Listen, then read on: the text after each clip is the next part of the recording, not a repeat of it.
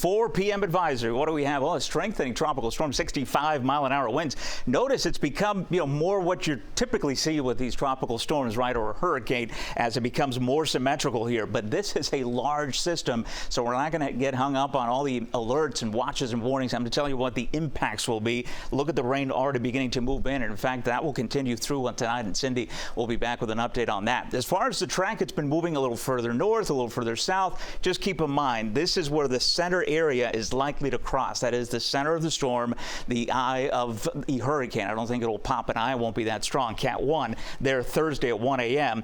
beginning to push towards West Palm Beach. Closing it up here so you can get a better handle of what we're talking about here. The cone, as Lauren mentioned, they're out of Broward here, but Palm Beach is still in it, and that is where I think conditions are still potentially going to be hurricane level here, not tropical storm, which is basically what we're going to have in South Florida. 75-mile-an-hour winds, and then it heads off to the north and west. These are the advisories. No changes, but I'm expecting this to change because as we get closer to the event, you don't have watches. You started getting into the warnings. But for now, tropical storm watch for Miami-Dade, that hasn't changed. Hurricane watch for Broward, that hasn't changed. I don't think we're going to get into hurricane conditions, but certainly tropical storm conditions for Broward, and that's why the tropical storm warning is in effect there.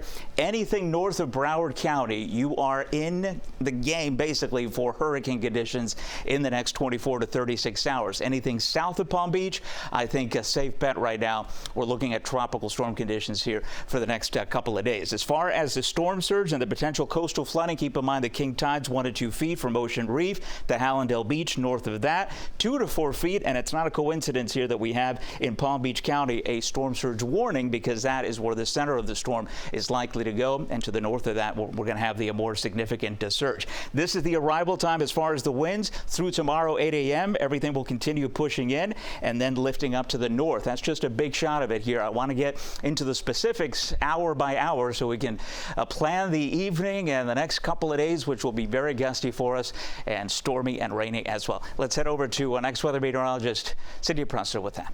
Yeah, we're looking at some showers now that are starting to make their way inland. This is all coming in from the Atlantic. You can see them increasing. Some of these are putting down some pretty heavy rain. Just to the south now, they're moving from the northeast to the south and west. So the folks around Miami, you get into downtown Miami, down to Key Biscayne area, these are those showers that are moving in. Not expecting to see thunderstorms. We don't have the instability, but we certainly have the gusty winds. Gusty winds today up to 28 miles per hour coming out of the northeast, and these gusty winds are going to stay with us tonight, so let's time it out for you. Just when are we going to see these rain showers? So Tuesday at 5 o'clock, we've got the showers around, and look at the winds also as we head through tonight. Those winds are actually going to increase as Nicole gets closer from the Atlantic. We continue with that northeasterly flow, winds gusting over 25 miles per hour. This goes into Wednesday morning. When you get up, we'll have some showers coming in. Look at these bands now moving in with those winds gusting over 30 miles per hour, and then look at that. The whole system moves off to the north and crosses the state. We're going to see our winds finally die down by the end of the week into Friday, and that's we'll have better conditions heading that direction. So we're looking at the peak impacts Wednesday night into Thursday morning, and that's for the Miami-Dade area and Broward. Tropical storm force winds coastal Broward will have lighter winds to the south, and yes indeed, we're looking at rainfall even here as well, overall anywhere from 2 to 4 inches, so it's a lot to watch.